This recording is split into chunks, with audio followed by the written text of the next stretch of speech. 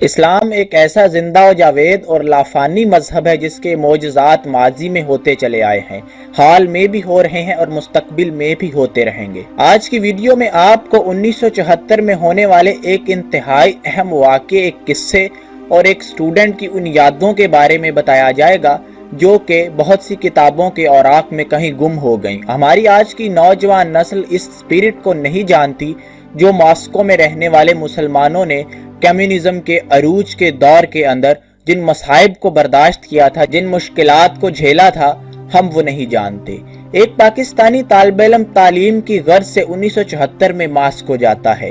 وہ دور ماسکو میں کمیونزم کے عروج کا دور ہے۔ کمیونزم وہ دین مخالف نظریہ ہے جو کہ ریاستوں میں دین کو فساد کی جڑ سمجھتا ہے اور دین کی اساس اور دین کی جڑوں کو اپنے معاشروں میں سے کاٹ کر باہر پھینک دیتا ہے۔ یہی دور اس وقت کے روس کے اوپر چھایا ہوا تھا۔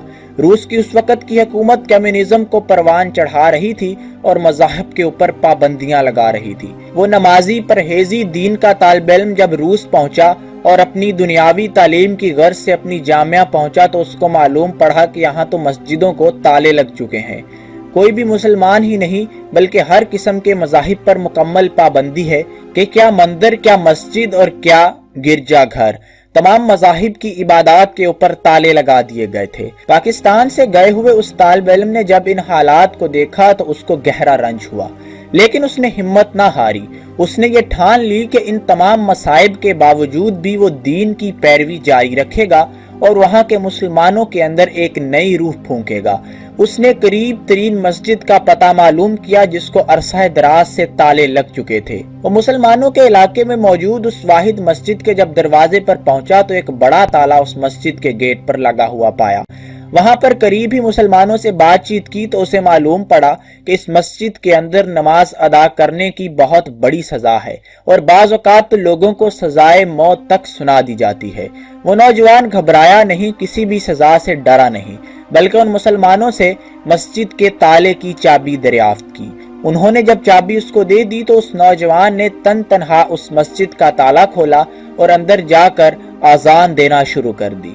وہ اذان جب اس مسجد کے ارد گرد کے علاقوں میں گونجی تو مسلمان وہاں پر چوک در چوک چلے آئے، کیونکہ یہ انتہائی حیرانگی کی بات تھی کہ ایک کمیونسٹ ریاست جہاں پر مذہب کا نام لیوا ہونا ایک بہت بڑا جرم تصور کیا جاتا ہے، وہاں کی ایک عبادت گاہ میں جس کو برسوں سے تالے لگائے جا چکے تھے آج آذان گونج رہی ہے۔ بہت سارے لوگ، بہت سارے بچے تو اس آذان کو اپنی زندگی میں پہلی بار سن رہے تھے۔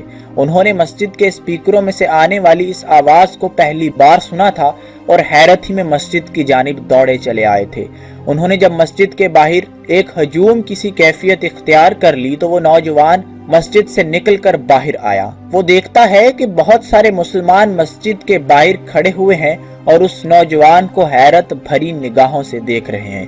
اس نوجوان نے ان تمام روسی مسلمانوں کی آنکھوں کے اندر جو چمک دیکھی وہ دیدنی تھی۔ ان مسلمانوں کو ایسا لگ رہا تھا کہ جیسا ان کا کوئی مسیحا کہیں دور سے چلا آیا ہو اور ان کی مذہبی رسومات کو دوبارہ سے وہاں پر جاری کر دیا گیا ہو۔ دیکھتے ہی دیکھتے وہ پاکستانی طالب علم نوجوان روسی مسلمانوں کے اندر گھل مل سا گیا اور اسے وہاں اپنائیت کا احساس ہونے لگا۔ اسلام کے اندر ایک کشش ایسی ہے کہ جب ایک مسلمان دنیا کے کسی کونے سے جا کر دوسرے کونے کے مسلمانوں سے بھی ملتا ہے تو ایک اپنائیت کا احساس اس کے اندر رہتا ہے اور دونوں جگہوں کے مسلمان جلد ہی ایک دوسرے کے اندر گھل مل جاتے ہیں۔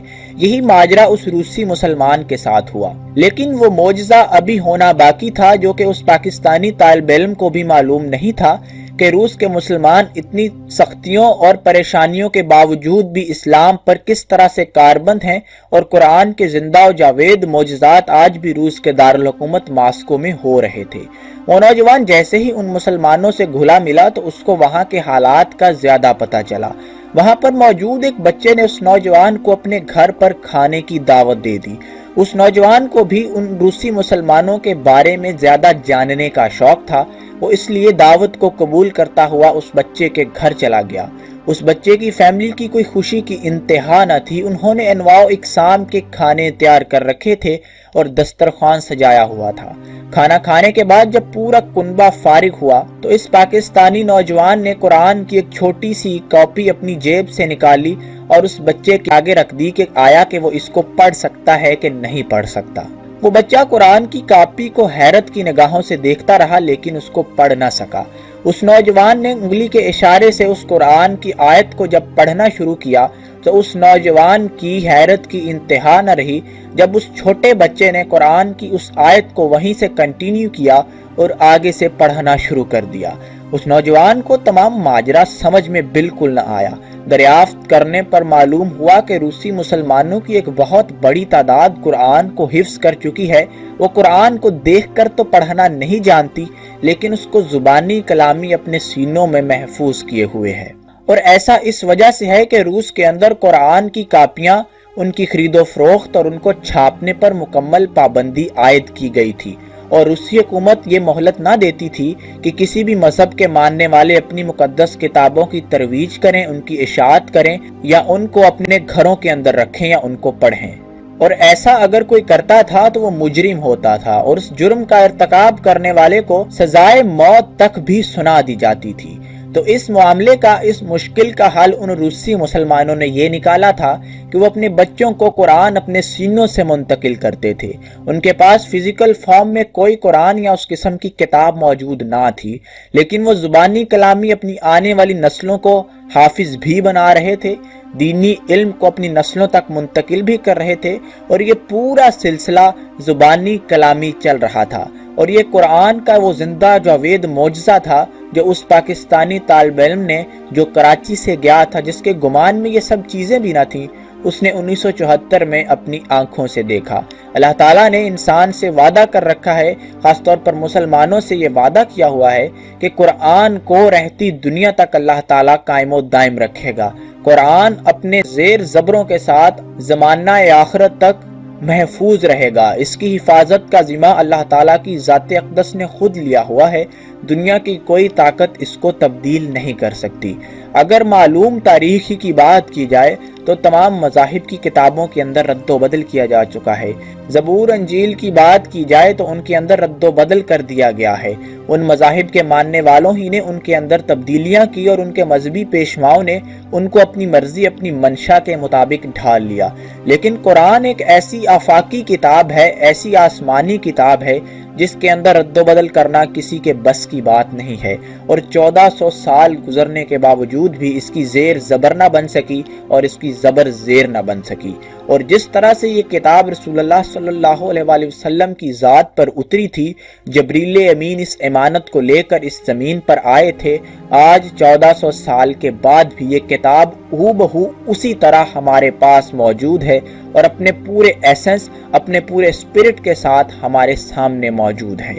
اسی کو پڑھ کر ہی آج کی مسلمان قوتیں اس پر عمل کر کے ہی ترقی پا سکتی ہیں۔ شاعر مشرق حضرت علامہ اقبال رحمۃ اللہ علیہ نے اپنے شعر میں کیا خوب پیغام دیا ہے، جس کا مفہوم یہ ہے کہ آج کے مسلمان قرآن کے تارک ہو کر، یعنی قرآن کو چھوڑنے کی وجہ سے ہی دنیا میں رسوا ہو رہے ہیں۔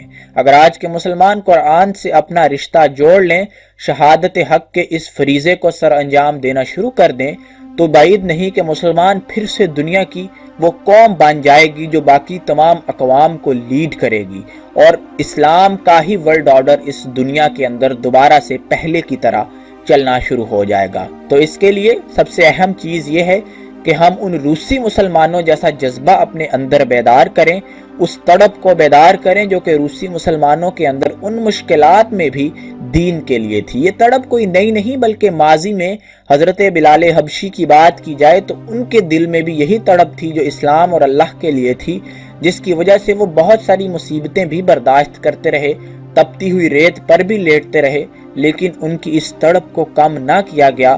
اور پھر تاریخ نے دیکھا، مورخ نے اپنی کتابوں کے اندر لکھا کہ وہی بلال حبشی جو حبشہ سے ہجرت کر کر مدینہ آئے تھے، پورا مدینہ ان کی آذان سننے کو ترس چکا تھا، اور جب وہ آذان دیا کرتے تو مدینہ کے گھروں سے لوگ لپکتے ہوئے مسجد نبوی کی جانب آ جاتے اور مسلمانوں کی وہاں جماعت اکٹھی ہوتی اور رسول اللہ صلی اللہ علیہ وسلم کی इमामत में मुसलमानों की वो पाकीज़ा तरीन जमात नमाज बाजमात अदा किया करती।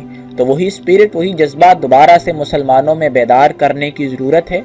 कोई बाइद नहीं कि हम इस दुनिया को, इस कायनात को दोबारा से लीड करेंगे। हमारे अलूम, हमारे फ़नून, हमारे शहर इस दुनिया के मराकिज़ बनेंगे और दोबारा से वो रोशन दौर लौट आएगा। इस्लामिक सॉल्यूशन चैनल से फ़िलहाल इतना ही। नई वीडियो नए मौजू के साथ फिर मुलाकात होगी। तब तक के लिए इजाज़त दीजिए। अल्लाह हाफिज़।